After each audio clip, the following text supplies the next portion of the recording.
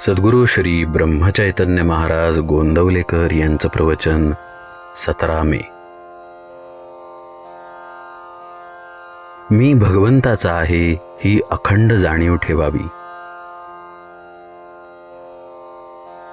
आपल्याला काही हवे असे वाटले आणि ते तसे झाले नाही म्हणजे तळमळ लागते. परंतु सर्व परमात्माच करतो आहे असे मानले म्हणजे काळजीचे कारण उरत नाही. आपण देव आहे असे म्हणतो, पण आपला तो खरा विश्वास आहे का? एखादा मनुष्य बुडायला लागला म्हणजे दगड जरी त्याच्या हाताला लागला तरी हा आपल्याला तारील असा त्याला विश्वास वाटतो आणि तो त्याला धरून आपणही त्याच्याबरोबर बुडतो. म्हणून म्हणतो, देव आहे असा आपला खरा विश्वास नसतो. आपण नुसते तोंडाने म्हणतो एवढेच. नाहीतर आपल्याला काळजी का वाटावी? प्रत्यक्ष देव पुढे उभा राहिला तरी आपल्या मागची काळजी आणि सुखदुःखे संपणार नाहीत. याचे कारण म्हणजे परमेश्वरावरचा आपला विश्वासच डळमळीत असतो. वास्तविक परमेश्वराची इच्छा प्रमाण मानल्यावर सुखदुःख मानण्याचे कारण नाही. परमेश्वर सर्वव्यापी आहे. तो जसा माझ्यात आहे तसा दुसऱ्यातही आहे. म्हणून दुसऱ्याने काहीही केले तरी आपल्याला त्याबद्दल काही वाटण्याचे कारण नाही. तरी अशी भावना ठेवून वागावी की मी देवाचा आहे, तो माझा पाठीराखा आहे आणि म्हणून काही झाले तरी मला काळजी करण्याचे कारण नाही. हे सर्व नामस्मरण केल्याने साधते. म्हणून मी आजपासून सतत नामस्मरण करीत राहणार असा निश्चय करावा आणि त्या दृष्टीने प्रयत्न चालू ठेवावा.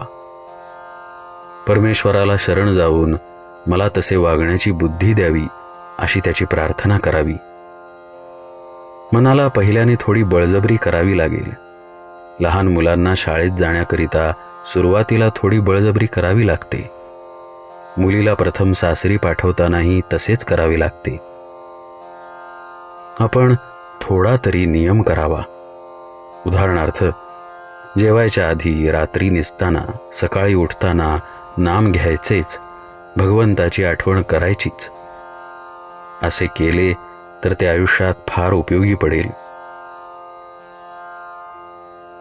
प्रपंचाचा प्रयत्न आज जो चालू आहे तसाच करीत जावा, पण मला भगवंत हवा असे म्हणत जावे. मनामध्ये भगवंताची आस ठेवावी, म्हणजे ती हळूहळू वाढत जाईल आणि तिचे पर्यवसान ध्यासामध्ये होईल. समजा एखाद्या माणसाला घर बांधायचे आहे. मला घर बांधायचे आहे असे तो म्हणत जातो आणि त्यासाठी पैसे शिल्लक टाकतो. दागिने करायची वेळ आली तर ते नको असे म्हणतो, कारण पुढे घर बांधायचे आहे. हे जसे खरे त्याचप्रमाणे भगवंत मला हवा असे नुसते म्हणत गेल्याने देखील मनुष्य निव्वळ प्रपंचातच गुरफटून न जाता विषय बेताने भोगेल. खरा ध्यास लागल्यावर ती वस्तू मिळाल्या वाचून चैन पडणारच नाही. ज्याचा भगवंतावर विश्वास त्याला समाधान खास.